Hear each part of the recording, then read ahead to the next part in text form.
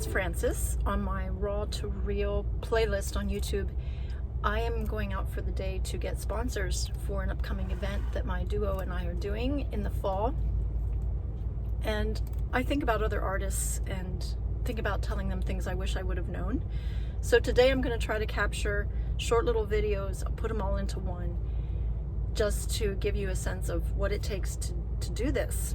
When I first started doing my big Christmas show and selling tickets to it, 3 years into it and about $70,000-$80,000 of expenses into it, which were all paid for, by the way, by doing gigs, I learned that tickets did not cover the cost of the event. So a friend told me, hey, you should get sponsors. And I said, I don't know how to do that. I'm scared.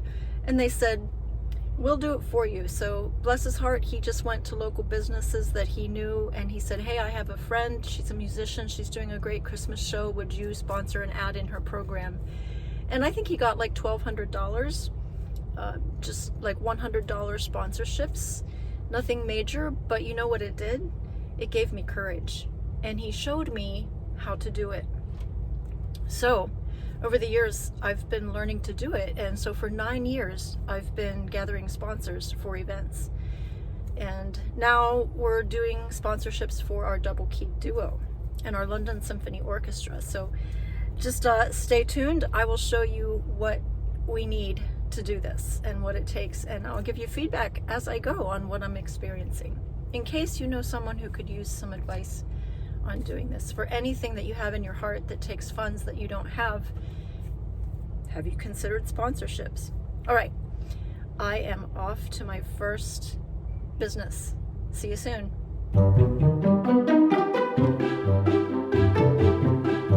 Hey, I'm back. I just made my first stop, and this was actually a follow-up stop to a week ago. I had stopped in a local business and asked if they do sponsorships. And they said, well, the owner's not in, we don't know, but if you have information, you can leave it. So I let a postcard with them. So I just stopped back, and the owner was in, and I got to talk to him, and he said, you know, I've got a whole stack of stuff on my desk. I will look at it. I get tons of stuff to look through. So he said, I will take a look at it. And I said, okay, thank you. And then he said, your number is on the form, right? And I said, yes, it is. And I just felt like I shouldn't push it. So I said, thank you very much. And I walked out. So that leads me to, what should you have with you when you approach businesses?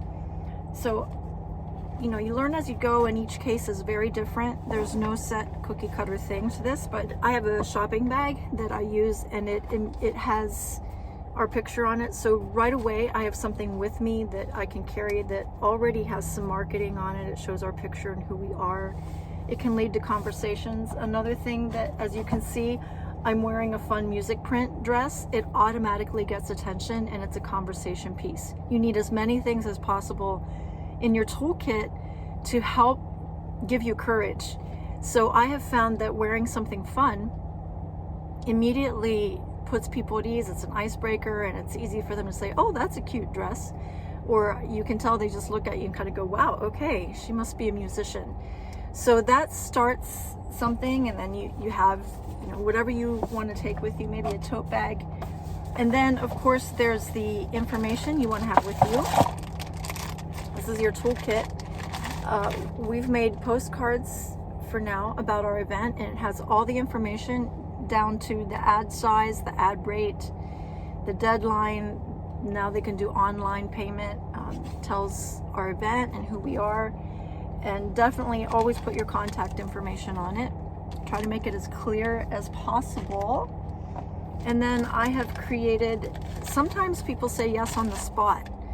So I have created little receipt forms that I can give to people. If I don't give it to them in the moment, I wait until I'm home and I send them a thank you with that receipt note. And so I have envelopes with me in case they want to do something on the spot. I have learned that it's just really helpful to always have Post-it notes with me, because then I can quickly jot down as soon as I leave the store who I talk to, what I need to do. And of course, I have our album with us just in case just in case. I have our business cards too that I can leave with them. And I have created a clipboard of a chart with information that who it was, who the contact was, and just any notes, because there will be notes.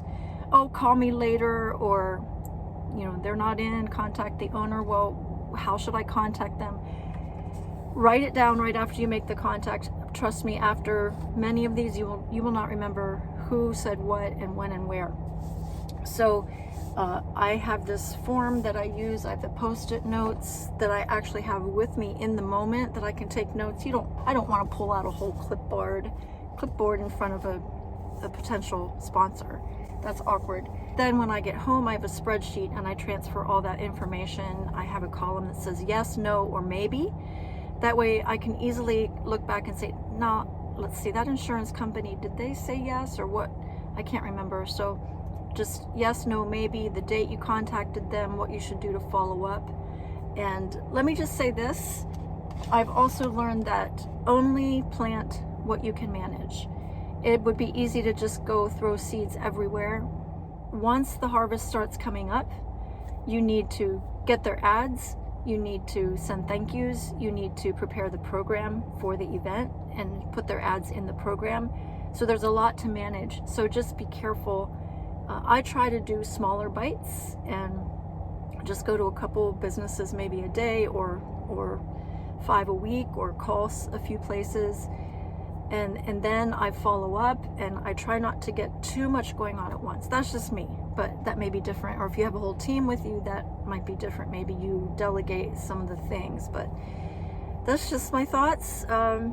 So I'm still waiting for a follow-up with this particular business, but hey, this is the way it goes. So now I'm on to my next stop.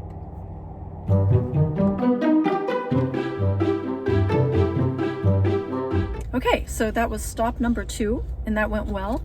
I walked in with my bag and I said hi, and she said hi. This was the receptionist. It's an auto repair shop in the local area, and we've used them before. But I said hi, and she said hello, and I said, do you consider doing sponsorships for local concerts? And she said, sometimes, it depends on the situation. So I said, well, we're doing a concert in Carlisle at the Meeting House this fall, and we're looking for sponsors.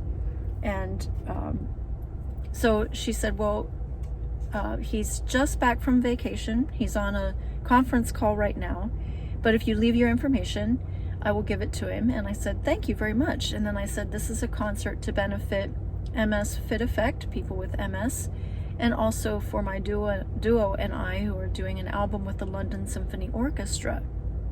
Now that got her attention, and she said, oh, that sounds interesting. And so we talked just a little bit more, and all of the time I'm just reading the room and reading her. It's kind of like you hit a ball and then you wait for them to hit it back, and if they hit it back, you keep engaging. If they just knock it down, so to speak, you thank them and you wrap things up, but you have to gauge things in the moment. That's part of the challenge of doing this, but that's how you learn. So as our trainer says, be quick, be specific, and be done. So that's what I try to do. I'm learning how to talk quickly and only give as much information as seems helpful. So she gave me the card, and I said, it's for a business size ad. And I said, how should I follow up? And she said, well, give him a week. And then that's when she gave me his card and said, you can follow up then. So there you have it. Just be ready and pull out the information as you need it. And also, I forgot to mention, so I made a little note on my clipboard. So I have with me an envelope that, as I gather business size ads, even if they didn't say yes to an ad yet, but they gave me their card, I'm keeping them in an envelope so that I have them for when they do say yes. Okay, here we go, on to the next stop.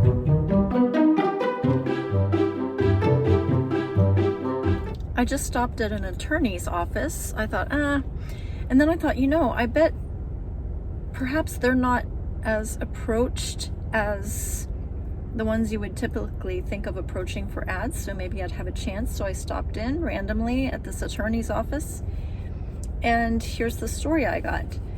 They have a sponsorship team at their home office in another town that considers sponsorship requests. And so she said, I can take your information. So I gave her the postcard. And then she said, now the woman who's in charge of that is having health issues and is stepping down, so I'm not sure who will actually be taking care of this. And I said, well, is there a way I can follow up, a person I could follow up with? And I could tell she was hesitant. And I said, even if I could just have a business card, I said, that helps me keep track of who I've contacted and where. And so then she seemed okay to give me a business card.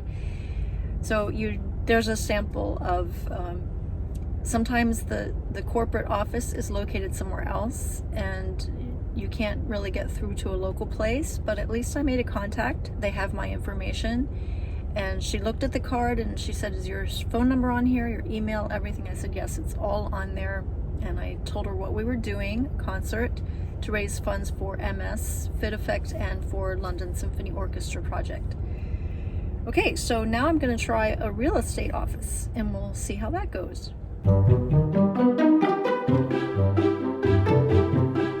So in the past hour and a half, I have made 7 stops, made contact, had conversation with people. I'm kind of having fun. And yes, the last one I did, I walked in, she said, oh, I love your dress. I said, thank you. I said, I'm a piano player. What can I say?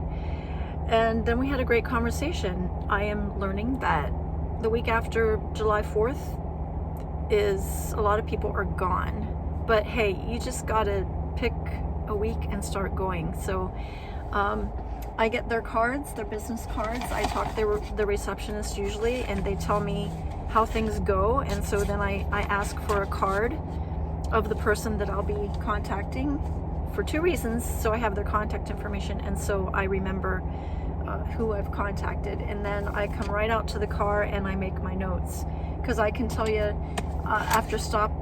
after this many stops already, I can't remember who's on vacation when and where and what.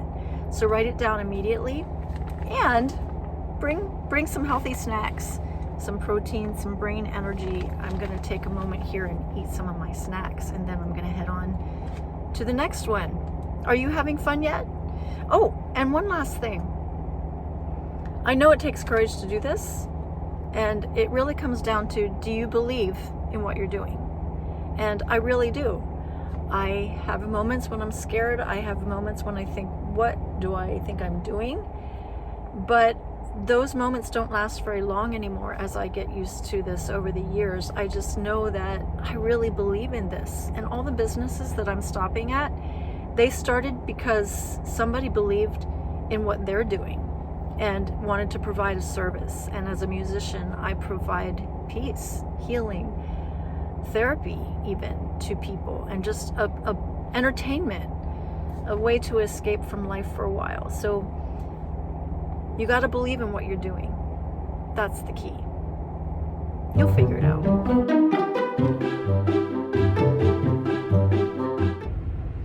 Well, it is after lunch and I have stopped at 21 places, and I feel like I need to call it a day as far as doing this. So let me just tell you, I've had 3 places absolutely not even open. The door's locked. I had one yes, but it still has to go through their office and cut a check, and then she'll send me the artwork. So I still need to follow up with that. 3 absolute no's, 12 maybes. And when I say maybe, it was more, oh, well, I'll send your postcard on to the person who makes these decisions. So some were with a slant toward maybe, others were, a slant towards not maybe, I don't know, but it'll mean a lot of follow-up. So what I'll go home and do now is record all of these in my spreadsheet and put dates, reminder dates on my calendar of when to follow up with who. And many were on vacation. So of course I know from doing this for years that January is a weird month because people are recovering from the holidays. February can be okay. People are starting to get back in the groove. As we head toward April and Easter, many places take vacation around Easter. And then we head to Memorial Day holiday, and then July 4th holiday, summer vacations. So there's prime windows of when to do this. And as we get closer to the fall in the year, it's just not a real great time. So I'm trying to find these windows of times. But that has been my day so far of requesting sponsors in person. I will say it's been fun. I've had some great conversations because of my piano dress, for one thing. People are immediately interested in that, which opens the door. So thanks for following me on this journey. And hey, if you'd be interested in an ad in our program to help us, or a larger sponsorship for our full album, always reach out to us, doubleKeyedmusic.com. We'd love to hear from you. See ya.